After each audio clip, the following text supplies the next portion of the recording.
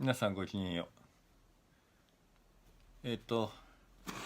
ずっとお釈迦様をリーダーとする仏教の出家社会の話を続けておりますね。でちょっと遡って考えてもらいたいんですけれども、この仏教の集団の在り方が、形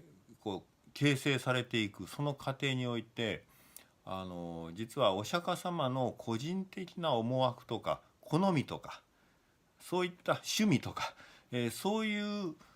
話が全くここに含まれてきていないという点に注目していただきたいんですね。つまり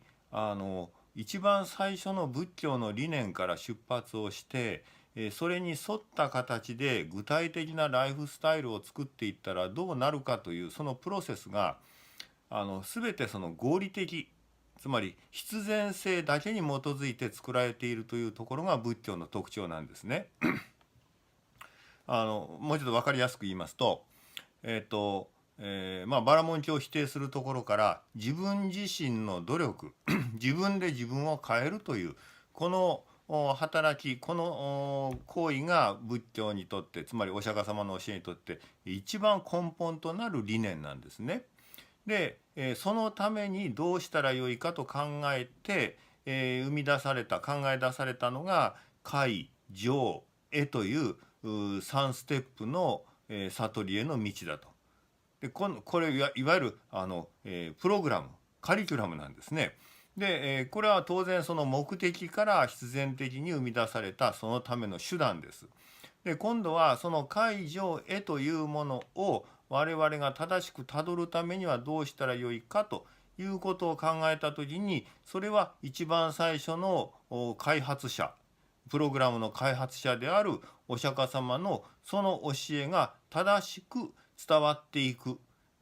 お釈迦様自身がこの世から消えて消滅した後にもその力が衰えることなくそのカリキュラムが生き続けていくということが必要になってくるわけです。でそのためにどうしたらよいかというと、今度は、そのお弟子さんたち、あるいは孫弟子たちが、お釈迦様がいなくなってもみんなが集まってその釈迦の教えを伝えていくための教育制度としての、教育システムとしての組織が必要だということになってきて、ここで出家者が集まって暮らすという集団組織が生まれてくるというわけで、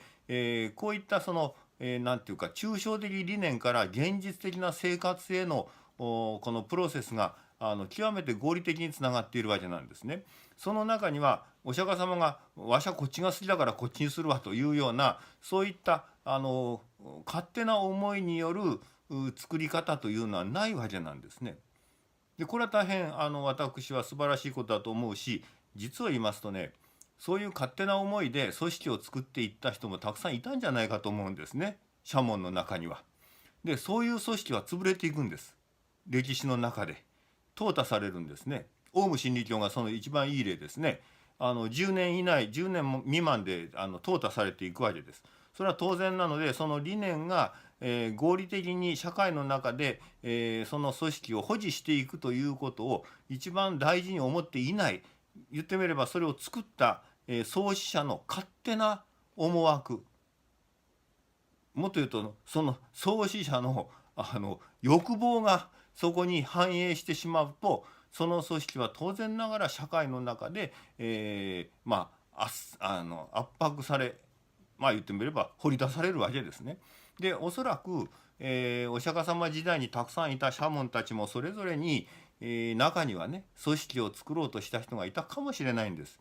だけどもそれがうまくいかなかったので消えていくんですね。逆に言うと生き残っているお釈迦様のこの組織というものはそれが現実に最も即した形で合理的に組み上げられていったので生きているんだというふうに考えることもできると思います。で今日はその、なんていうか、個人的な欲求を含まない合理的な、手順によって仏教という組織が次第に形成され、その輪郭が整っていく様子の続きをお話ししたいと思います。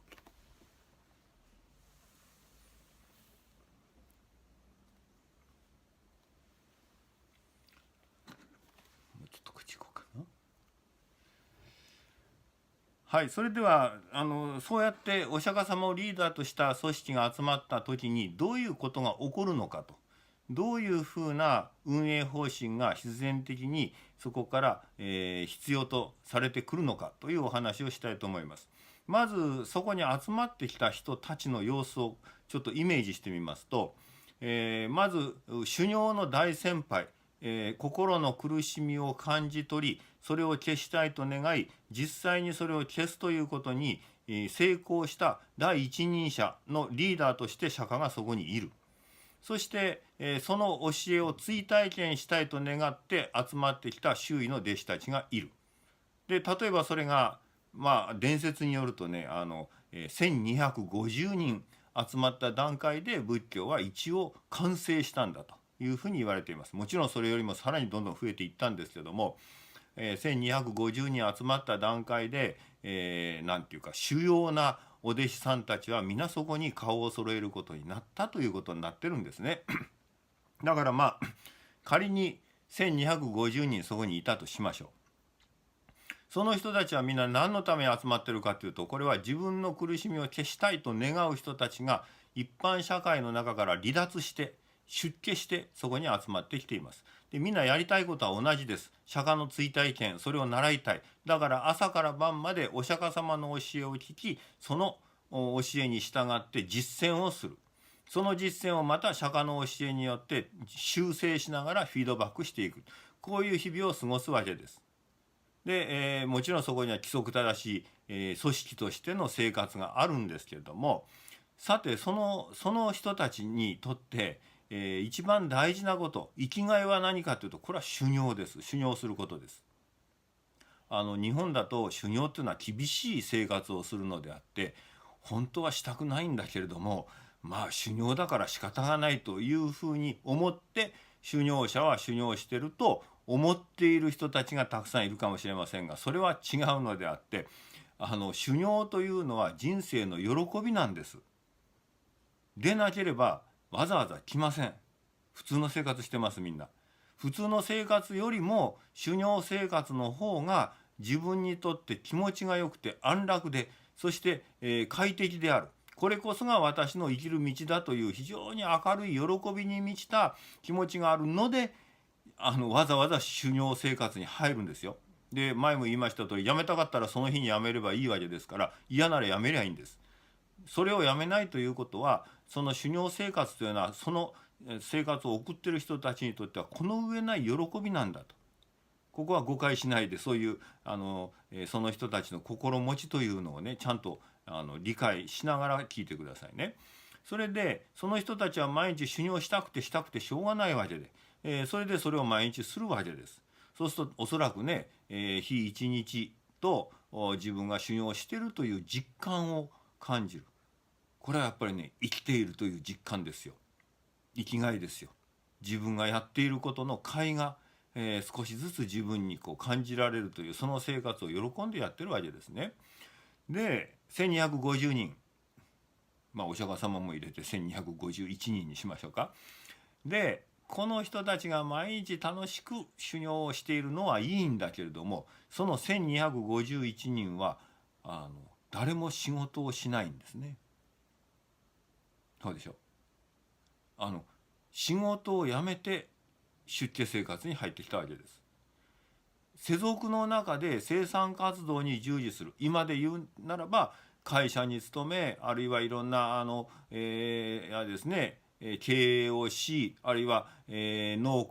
家を運営しというふうに自分の力で生きていくということに一生懸命努力する、その生活に耐えられない。その生活は自分のつ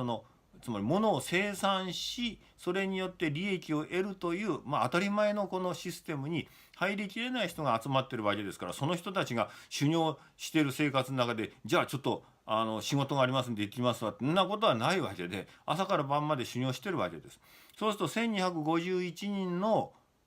無職の人たちが集まっているということになる。そうですね。で家がない。なぜならば自分の家を置いて出てきてますから。出家というくらいですからね、家を出るわけですから、家なき人が1250人住所不定で無職で集まってるわけです。よろしいですか。どうやって生きていくんだと。これが、このお釈迦様が、作られた仏教相談の最大の難題になってくるわけです。この問題をどうやって解決するんだ。たくさんの人が集まって集団生活をしながら誰も働いていないという状態でどうやって食べていくのかという、これがお釈迦様が組織設計をなさった時の一番の、難関だったわけですね。でここで正しい答えを出すか間違った答えを出すかによってこの組織の、維持力ですね、サステナビリティは全く変わってくるわけで、間違った答えを出したのはオウムです。オウム真理教です。で正しい答えを出したのはお釈迦様です。実はオウム真理教と仏教の一番の違いはここでの答えによるんですね。この答えが違うんです。お釈迦様は何て言ったかって言いますと、まず欲を捨てよと。欲を捨てよ。より良い生活、今日よりも明日の生活がよりコンフォタブルになるというような思いを捨てよと言いました。だから生きていくと、我々1251人が生きていくその道はひたすら、その欲望欲求を捨てて、無欲な暮らしをせよと。つまりもっと言うと最低限の生き方で生きていくんだという覚悟をせよということです。でその最低限の暮らしというものを維持するための、最低限に必要なものは何かというと、その日一日のご飯であります。それが手に入れば生きていける。でその日一日のご飯を働かずに手に入れる方法は何かとお釈迦様は考えて、答えは世間の人々に頭を下げて世の人々の余り物や残り物や腐ったものや捨てるものやそういったギャベジですねをもらって歩けと言ったんです。これならば仕事をせず修行という人生の喜びだけに没頭している我々に対しても世間の人たちは嫌な顔をせずに我々を扶養してくれるであろう、それぐらいのものはくれるであろうということで、こうして、仏教は一般社会の人々のところを回って、そしてそこで余ったものをどうするか、それは器に入れてもらうんです。でその器はどうするのか、自分で持っていかなきゃそんなものくれませんわね。今ならタッパーに入れてくれるかもしれませんけど、昔そんなものないから、ご飯くださいっつって他のうち行って入れ物も持たずに行くなんて、そんな失礼なことはできませんので、入れ物だけは用意して家々を回り、残ったもの腐ったもの何でも結構ですと言って、そこへ入れてもらえと。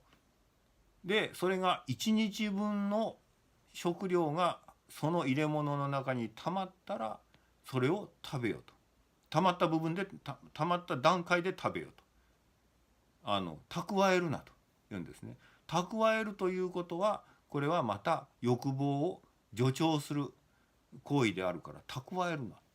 その日一日分がもらえたらそれを食べきって、でどうするかってあと修行しろ、君たちが一番やりたいと言っている生きがいである修行に残りの時間を使えと。こうして仏教は世間の人々から物をもらって回る宗教になりました。これもちろんもうお分かりの通り、日本でいうと今の托鉢と呼ばれる鉢を持って、これは入れ物ですね、この鉢の中入れてくださいませと言って家々を回って、食べ物を入れてもらい、それで命をつなぐ。これによって仏教教団というものは社会の人々から後ろ指をさされることなく平穏で安心な組織であるという認識をされながら長く生き続けるであろうというのが、これがお釈迦様の政治設計なんですね。でこれに対してもちろんオウムがどんな形で、生計を立てたかということはもうご存知の通りですわね。入ってきた信者さんたちの全財産を、オウムに寄付せよというむちゃくちゃな規則を作って、入ってきた信者さんたちの有り金から財産から全部身ぐるみ剥いで自分たちの財産として取り込んで、それを組織拡大に使ったわけですね。でもちろんそれは社会を敵に回すという最終的な結果へと結びつき、10年も経たずに崩壊するという、そういう道をたどる。これが2500年続く組織と10年で潰れた組織の基本的な違いなんですね。この点はまだまだお話しすることがいっぱいありますが、ちょっと時間過ぎてしまいましたから、今日はこの辺で終わります。じゃあまた次回お会いします。ごきげんよう。